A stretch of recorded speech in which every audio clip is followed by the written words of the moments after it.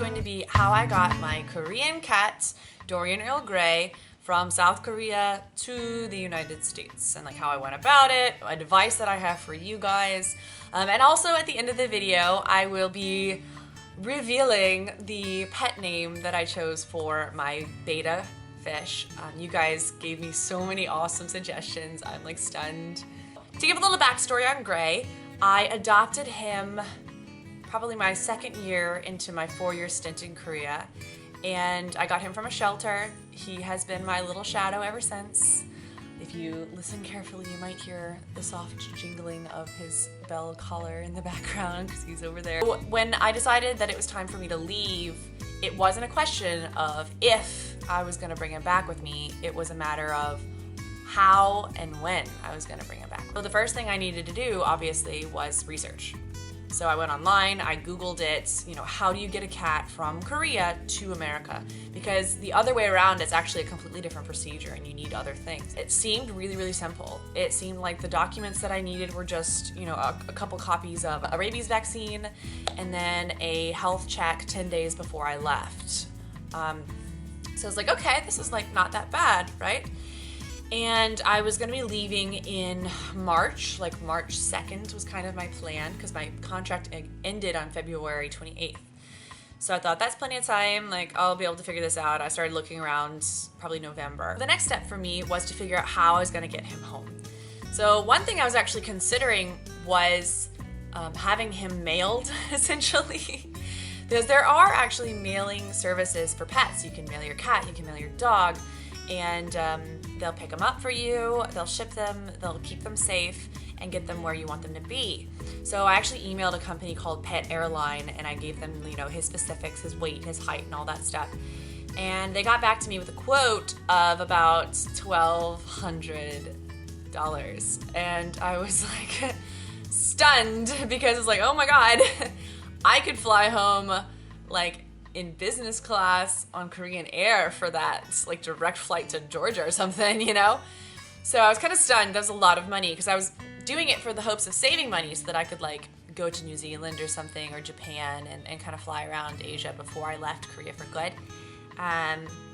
So as soon as I realized that, I was like, okay, this is not worth it. Like I'm just gonna fly with him and come back to Asia some other time when I want to visit friends and then do my travels then. The next part was that meant that he was gonna be flying with me. So did I want to put him in the cabin or did I want to put him in cargo? And I started looking into what that would take and what you needed to do, and then I realized that in March there is a weather restriction. It's too cold. So a lot of times they're concerned, not so much the pet being in the cargo itself, because that's temperature controlled. When they're waiting to go onto the plane, a lot of times they're left out in the cold. And just that mental image of Gray freezing his little tuchus off outside, it just broke my heart, and I just couldn't even bear the idea of it. So that was out. So I was like, okay, clearly the right answer is in cabin. And then I realized that Gray is a big kitty. And he weighs a lot. A lot of the airlines have a weight restriction on pets that Gray did not meet. So basically, I was looking online and I was close to tears. Like, I was so frustrated. I found out that Canadian Air didn't have weight restrictions, so I called them. I was on hold for literally an hour and no response. I couldn't buy the ticket online, and it was just such a mess.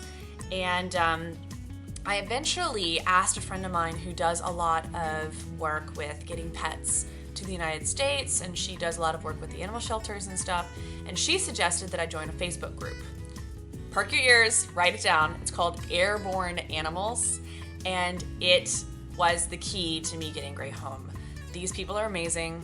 They're really, really helpful. It's all like people with just really, really big hearts who love animals and just want to help animals find, forever homes. And so I joined that group, and I immediately posted and was like, guys, I'm like about to cry. Like, I'm so upset. I don't know what to do, how to get my cat home. Can somebody help me? And a lot of people gave me really great responses, advice, hey, what do you need? And one guy specifically messaged me, and he said his name was John Lim, and that he was a travel agent, and that his specialty was helping people get home with their pets. And John turned out to be my personal angel, sent from whatever magical being or mystical being exists. John was sent to help me get my cat home. Like, that's how I felt about him at the end. He actually was like, look, I know you're stressed. Here, let me go online. Let me use my magic skills and help you. So I took a deep breath and I was like, I'm putting my cat's life in your hands, dude. Like, help me out here. So he went online and he suggested first that I went with United, because United actually, like Air Canada, doesn't have weight restrictions for in-cabin pets. It has height and length restrictions. So Gray could actually fit in like a medium-sized carrier, so he could fit in the cabin. That wasn't the problem. And I also didn't have to worry about the weather restrictions because he would be in the cabin with me. So John came back to me and he was like, look, I've got a flight for you and the cat. It's going to be $1,375. And I kind of was like, oh my God, because I could fly home by myself for probably about $700 at that time. So I was like, oh my God, that's like literally double. But thinking about how much it would cost to ship him, I was like, okay, I guess I can see that. And the peace of mind of having Gray in the cabin with me, knowing that I could keep track of him and take care of him and make sure that he was okay, was worth the extra money for that ticket, I decided. I went ahead and agreed. John bought the ticket for me and I wired him the money. I actually called the airline to make sure that the ticket was booked, and then I called to make sure that they had a space for Gray. They did. I like confirmed it with them and everything. So everything was good to go. So all I had to do was basically wait. And I actually while I was waiting, I put Gray on a little diet, because when I brought him to get his health check, they said that he was like really big. So he was on a diet preparing for his flight. I like bought my Sherpa soft bag in medium size. It was like $42, I think, off of Amazon, and they had it shipped to me, and I got it with plenty of time. I made sure to get him used to it. So what I started to do was I got it a month before I left, and I would put his food dish inside the bag, and that's where he would eat. So that way he got a lot more comfortable with being in the carrier and eating in the carrier, and you know, the size dimensions of the carrier. This was probably in December, I think, that I officially bought the ticket with John. And he did a great job of checking up with me. So he probably a month before was like, did you get the rabies shots? Do you know of a place to get his health check? You need to have this, this, and this. Does your pet carrier have these restrictions? He made sure that I knew to buy puppy pads, because I think my longest flight was 11 hours and 35 minutes. And I wouldn't be able to take him out at all during that time in case somebody on the plane had allergies to cats or something. So he suggested I get the puppy pads so that Gray could use the bathroom and not like make a mess. So I did that, and overall he just made sure that I felt comfortable and I was ready and all that stuff. So the day came and John met me at the airport. He showed me where to go to get Gray checked in. I had to take Gray out of the carrier, show him to the representative of the airline. He checked in, make sure that he looked healthy, no problems. I had to give him the 2 papers for the vaccine, the rabies vaccine, and for his health check. And then I had to give them $125 for Gray's ticket. So all that was done, and then I just had to wait. So I went through security, and every time you go through security, you have to take your cat out. So I actually had Gray in a harness for the entire trip with a leash that I could attach. So every time I took him out, I would actually attach the leash just in case he were to get away and like, you know, freak out and run, which he never did because he's a sweetheart. But I wanted to make sure, because he's not microchipped, and that wasn't a requirement for me to take him to the US. It's a requirement if I wanted to take him back. So I would take him out, and they would like look at him and put the bag through the security, and then as soon as that would go, I would walk with him through like the metal detector and then put him back in the bag and zip him up. So that was like the first part. So I went from Seoul to Tokyo, and in Tokyo I did the same thing. I had to take him out and, you know, go through security. Everybody was really, really sweet. And usually the people around me too were like, oh my God, you have a cat. Because when I would walk with him, it was kind of scary. So he would meow when we were walking. But anytime I would put him down, he would quiet down. But everybody around me was like, oh my God, you have a cat. He's so cute. Like, I only met really nice people the whole time that I had Gray with me. From Tokyo to Chicago was the long flight. That was the 11.5-hour one. And John, above and beyond, he went ahead and got me upgraded to business class. So actually, it's crazy just thinking about it, because for that flight, there was nobody else in my row. Like, I was in the middle row and there was literally no one sitting there. So I like put up all of the armrests and slept the whole time. That was easily the best long flight that I've had to do that was like between the two continents. And Gray was like under the seat and he was fine for the most part. I was not allowed to take him out. I was not allowed to take him to the bathroom. There was one time when I did change the puppy pad just with him like underneath the seat. I like picked him up, put him on the seat next to me, changed the puppy pad, but then I had to put him back under the seats. And the United hostesses were very clear about that. Like, they were like, hey, you know, you really can't take him out. So he was in the carrier the whole time. I just opened it up to like scratch his head every once in a while and make sure he was okay.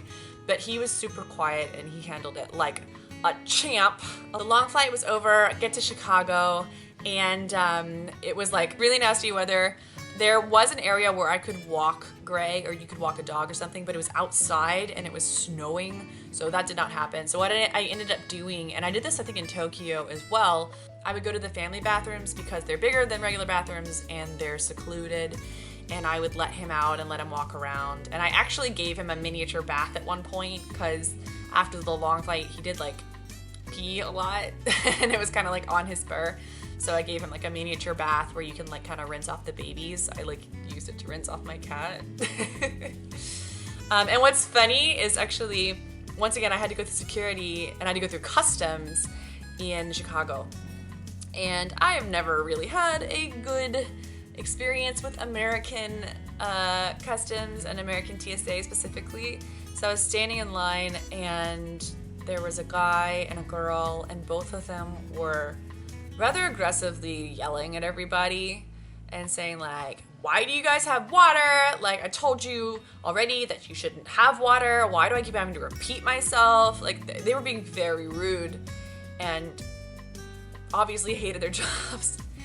And so I was kind of concerned because here I am with this cat and I'm like, are they gonna give me trouble? Like, I just wanna get, you know, home with Gray.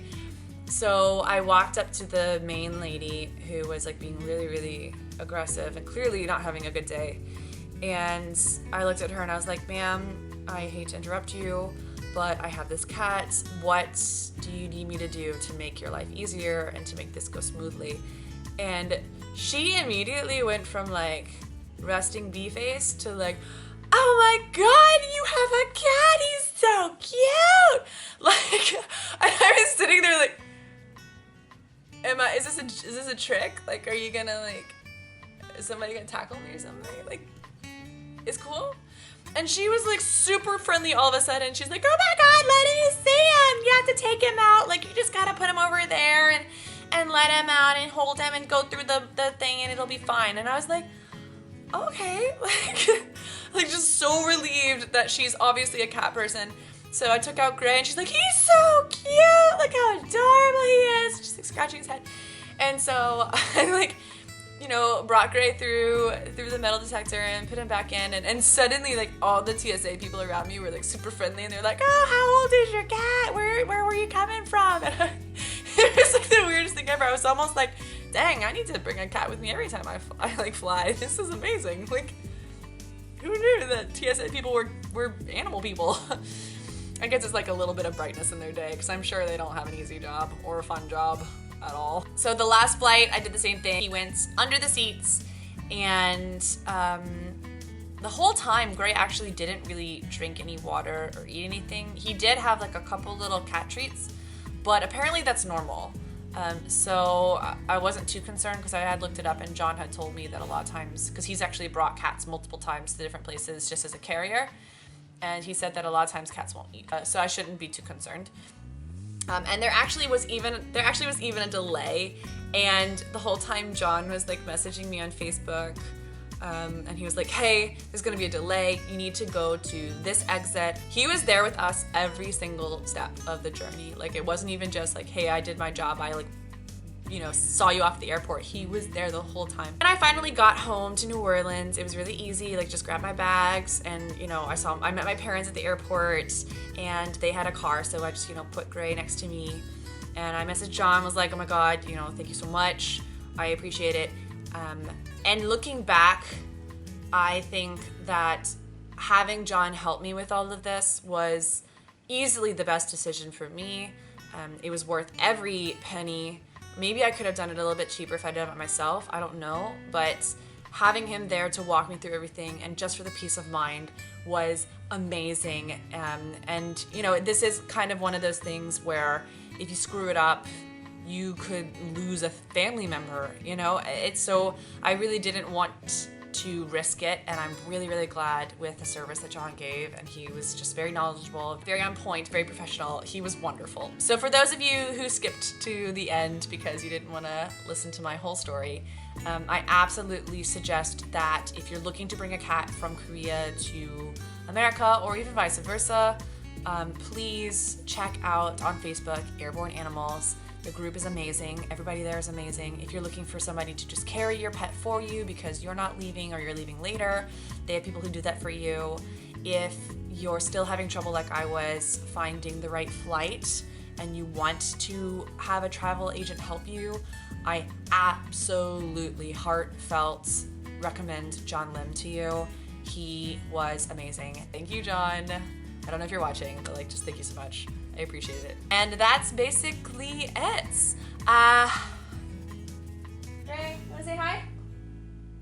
I would pick him up so you guys could see him better, but he just looks really comfortable, so I don't want to move him. But there's Gray, right there. Okay, as for my beta's name, I reviewed everybody's suggestions. You guys made amazing suggestions, and I actually decided to go with one that more than one person suggested, and that is Kimchi. I think that's the cutest name for a beta like ever. So thank you to the people who suggested that I name him Kimchi, because I just love everything about that name. And yeah, that's my story of getting Gray back from Korea to the United States. If you liked my story and you want to hear more about life in Louisiana, or you know, every once in a while I am going to talk about Korea because it was a big part of my life, then by all means, please like and subscribe. I love y'all. You're fabulous and wonderful and amazing. Thank you to everybody who posted names for my beta, and I will see y'all next time.